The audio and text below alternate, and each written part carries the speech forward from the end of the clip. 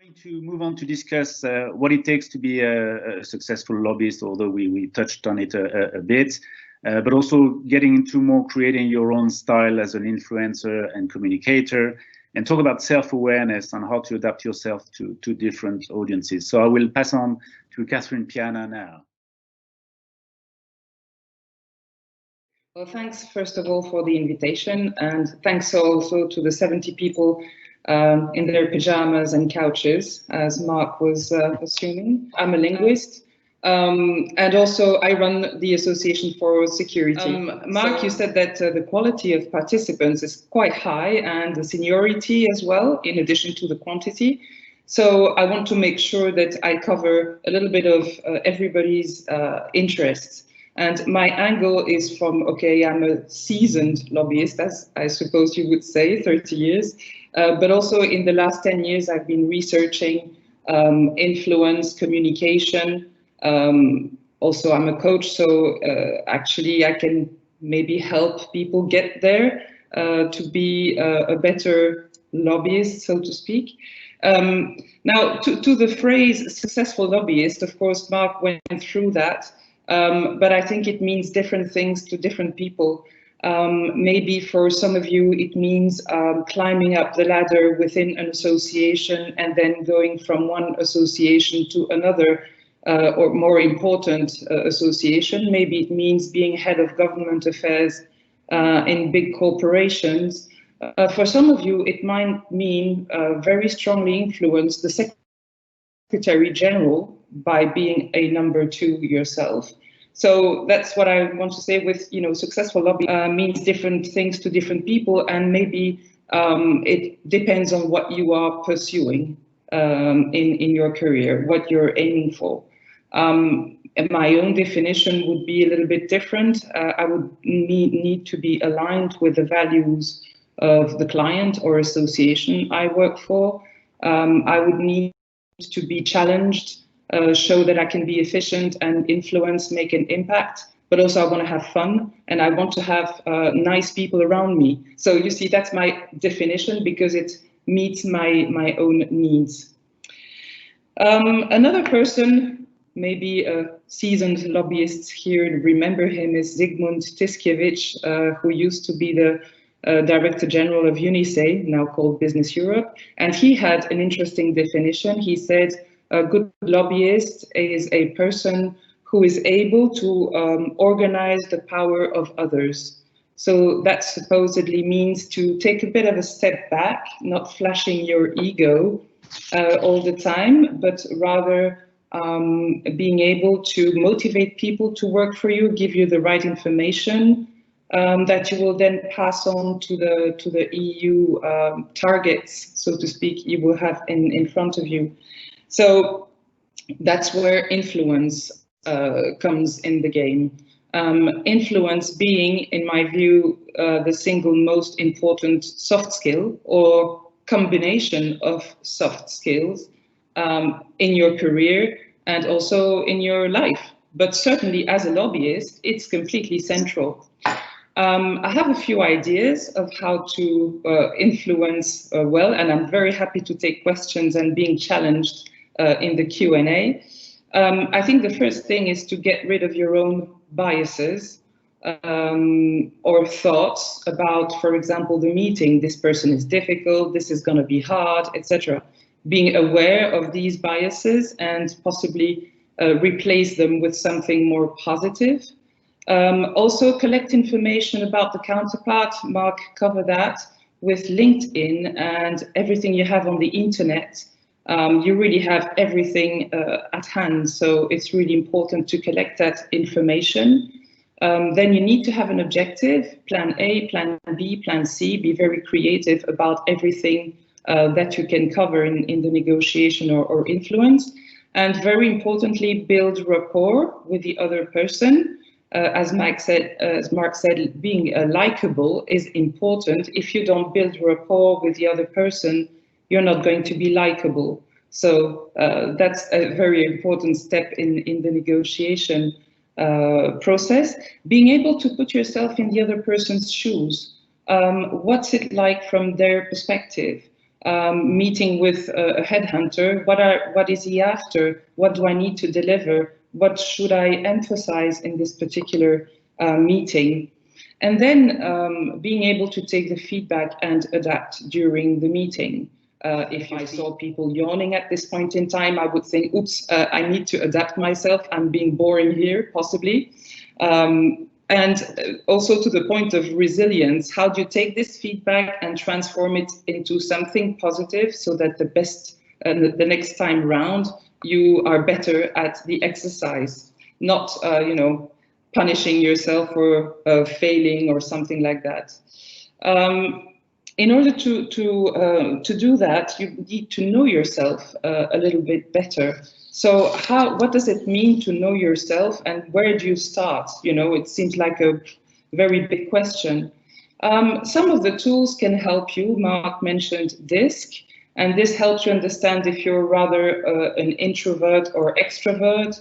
You may have an idea about that, but these tools really help you. Also, are you more of the brainy type or the feely type? What are your motivators? How do you behave versus success or failure? How do you take feedback? Do you take it personally or just, I'm growing, this is a lesson? Also, how do you respond to frustration or feeling stuck? What are some of your patterns of thoughts or behaviors or emotional? So basically, when you start learning, you become more aware of your functioning. You can become a better influencer, a better communicator. Possibly you can even improve on yourself. And it's true that when you're 30, 35, your personality is fixed. Not really, I think. There are things that you can change. Of course, you won't move from a total introvert to a total extrovert, but there are things where you can progress a little bit. Some people are born charismatic, but I think you can become more charismatic, right? So that's my theory. It's also a little bit my experience, but I accept that not everybody sees it that way. So yes, DISC, Insights, MBTI, all these tools will help you understand a little bit more who you are. Now, once you know who you are, you can start building your brand, your personal brand. Now, I'm sorry, I'm going to use a car metaphor, but as a person, you can define your unique selling proposition. Are you more like a Volvo, robust, loyal, technically very sound, etc.? Or are you more of an Alfa Romeo, more, Italian, I suppose? So defining this unique selling proposition and also taking feedback from other people's perception of you, you can build a brand where you are quite aligned between how you feel yourself from the inside and how people perceive you. And this will in turn determine your influencing style. Now, how to be yourself and influence others at the same time and adapt to others at the same time. I had a discussion with a friend the other day who felt that going on LinkedIn and seeing the other person the day before the interview was horrible because it was going to be influencing her. And I said, that's precisely the point. You need to adapt to the other person, but not to the point of not being yourself, but rather, to Mark's point earlier on, if you're a feely extrovert type and you're going to meet with a brainy analytical type, I'm doing a little bit of an exaggeration here, but you will need to prepare the meeting in a very detailed way. You will need to keep it quite formal, stick to the facts, and absolutely avoid surprises. And if you know that, you can prepare better, but it doesn't mean that you can't be yourself. Because being yourself, being authentic is the key to trust. And again, to Mark's point, if you have no trust, people are not going to believe what you say, and your meeting will be, and the long-term relationship will be jeopardized. I want to finish by saying one thing about the connection, establishing the connection. It's very important when we make a meeting that, you know, this small talk about the weather has a meaning. It's not because the weather is interesting, but it's because it allows to break the ice and establish the connection. And it's ever more important right now with COVID-19. I'll give you one quick example. I had a friend immediately after the starting of the crisis. She works for Big Pharma, and it was the first meeting where everybody was on video conference. And the first thing the boss said was, "Okay, what are we doing? What's on the agenda? What do we need to discuss today?" And actually, what the people needed to hear was, "Is everybody okay? How are you? How was this confinement for you?" And maybe this would have taken 5 or 10 minutes, but it was really important because the fact that he reacted in a very task-oriented way, losing completely the connection and the relation, meant that the people were not even listening to what he was saying anymore. That's really important in the COVID-19 moment, and also keeping a positive mindset.